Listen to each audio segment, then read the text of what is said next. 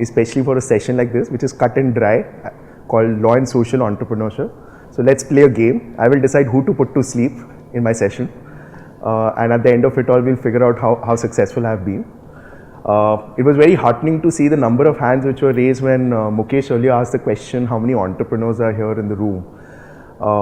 There's a joke that lawyers share, which is that fortunately and unfortunately, it's a nightmare to do business in India. Fortunately for lawyers and unfortunately for the entrepreneur.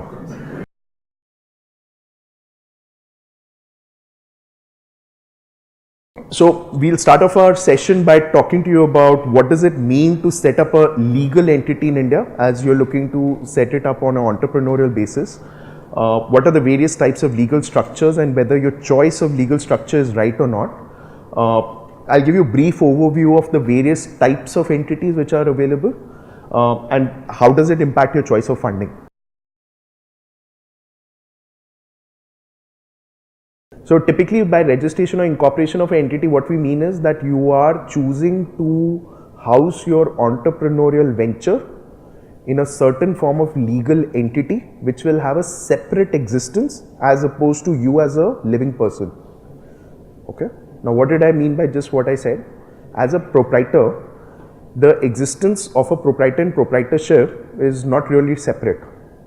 But when you register or incorporate an entity, suppose you set up a company under the Companies Act, or you set up a trust under the Indian Trust Act, or you set up a society, that existence of the entity which you end up setting up is totally different from the person who's setting it up.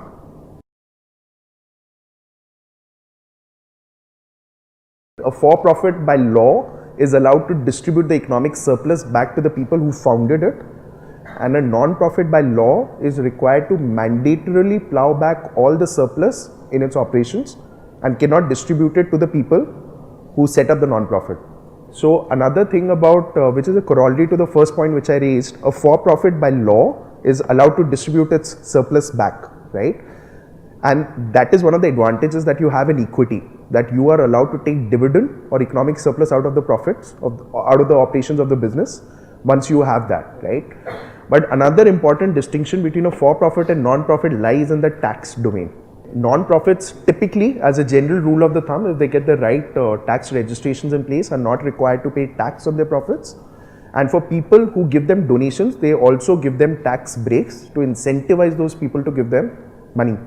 Which tells you a story about what is the kind of capital typically for-profits will raise and typically what is the kind of capital non-profits will raise. And bear that in mind, because as a general rule of the thumb, for-profit organization will raise commercial forms of capital.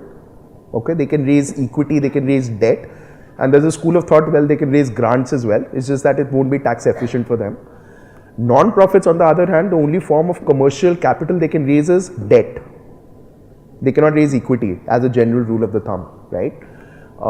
And primarily, the sustenance lies on grant capital, which is very important when it comes to your business modeling.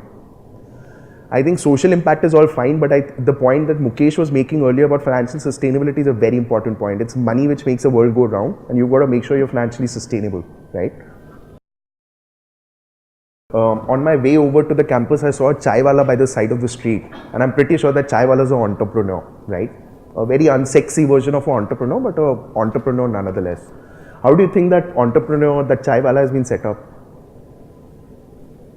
Do you think he went ahead and set himself up as a private limited company or a partnership or a trust or a society, right? He's a sole proprietor, right? What does it simply mean? That he's just doing business in his personal existence. There are some chai walas in Delhi, I know, who are some of the highest taxpayers in Delhi, just by the virtue of the amount of income they make, not only selling chai but other things as well. Jalebi wala, chai wala, all proprietors, right, making tons of money. And at a legal level, what does it mean? That there is no separate legal entity per se. The existence of the entrepreneur in question is very heavily weaved into the existence of the enterprise itself. So there's no difference between the entrepreneur and the enterprise, right? Typically, there is no separate registration process to be set up as a sole proprietor. Your permanent account number, the income tax permanent account number of the proprietor serves as the permanent account number of the proprietorship. but sometimes you will have to apply for a separate tax deduction and account number or a TAN. You may have to apply for a Shops and Establishments Act. You may have to apply for an import and export license if you are in the business of importing and exporting goods, all of which is possible, right? Bank account typically is in the name of the proprietor. However, you can also set up a bank account in the name of the proprietorship, right? So all you have to do is go to the bank, say that I'm the proprietor of this sole proprietorship. This is the proof of existence of sole proprietorship. Set up a bank account, and the bank account will be opened in the name of the proprietorship.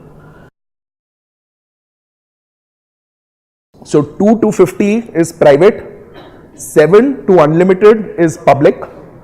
Public also does not mean listed company, which is a separate subspecies of a public company. So you can be a public unlisted company or you can be a public listed company.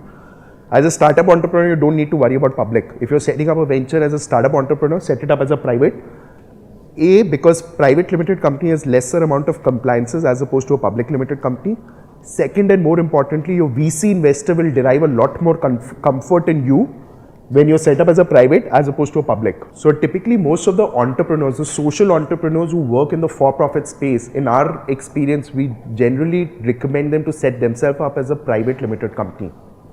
Private limited company is one of the most effective and efficient ways of setting yourself up as an early stage entrepreneur, and it's the preferred choice of vehicle also for a lot of venture capital investors to invest into.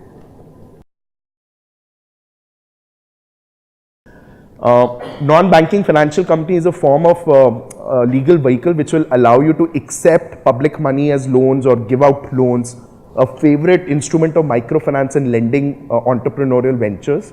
Usually a pain to set up and administer, but if your business model requires you to do it, that's what you do, okay? Producer company was an innovation which came out in the Companies Act to give an avatar under the Companies Act of what is a cooperative.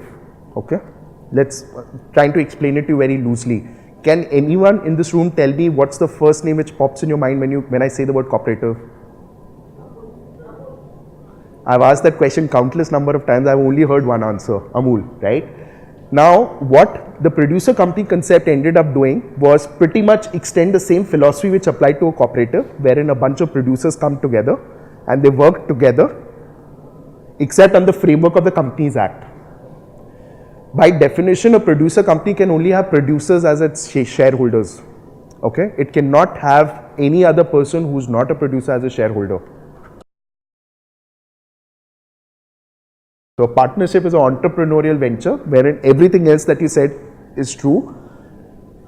The entrepreneurs decide to register themselves under the Partnership Act to do certain things. The liability is joint and several, which means that all partners can technically be responsible and liable for the acts of one partner. Okay, and more importantly, the liability can go to your personal assets. So if a partnership slips up or one of the partners slips up and there's some liability issue, it can technically go to the personal assets of the remaining of the partners. Okay. To cure this deficit, India came out with limited liability partnerships, literally after cutting, copying, pasting legislations of the entire spectrum of the Western world, and very aptly notified on April 1st, 2009, primarily for early stage entrepreneurs and service providers. Our experience with the LLP is that it has been of extreme limited utility, and we typically recommend for most of the early stage entrepreneurs to go with a private limited company. So a trust is a vehicle, a public charitable trust is a vehicle wherein one person who's called a settler sets it up, typically appoints trustees to look after the administration of the trust, and the trust does everything which is stated in its trust deed. As a general rule of the thumb, it's the Indian Trust Act which applies to a trust. However, if there's a state specific legislation, that state specific legislation will apply.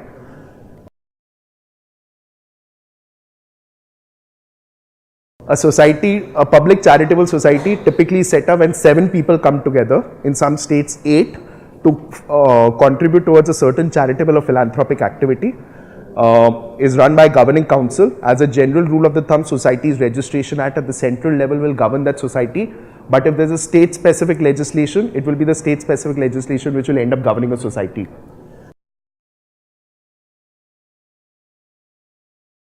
So it is a vehicle which works on a non-profit basis in the forms that both of you described, except it's under the ambit of the Companies Act, which allows that organization to plow back its economic surplus back into its operations and yet work in a company avatar. Okay. My preferred choice of setting up a legal entity under non-profit route is a Section 25. Hybrid structure, final parting thoughts. Classic example being education sector. Okay. So you set it up as a non-profit entity first, and then you set up a for-profit entity. The reason why you set up a for-profit entity is because you raise commercial capital in the for-profit entity. So the school registration or license comes into the non-profit entity. The for-profit entity provides management and consulting services like desks, chairs, school buses, teachers, educational content, curriculum, billing services, admin support. So this is a hybrid structure. The problem with the hybrid structure is that ideally you should try and avoid overlap of activities, avoid commingling of funds. In our experience, most of the entrepreneurs forget at what point of time are they wearing the for-profit hat or the non-profit hat, right? Especially for very conscientious social entrepreneurs. Ideally, the interaction should be at an arm's length basis and everything should be disclosed and archived very, very properly.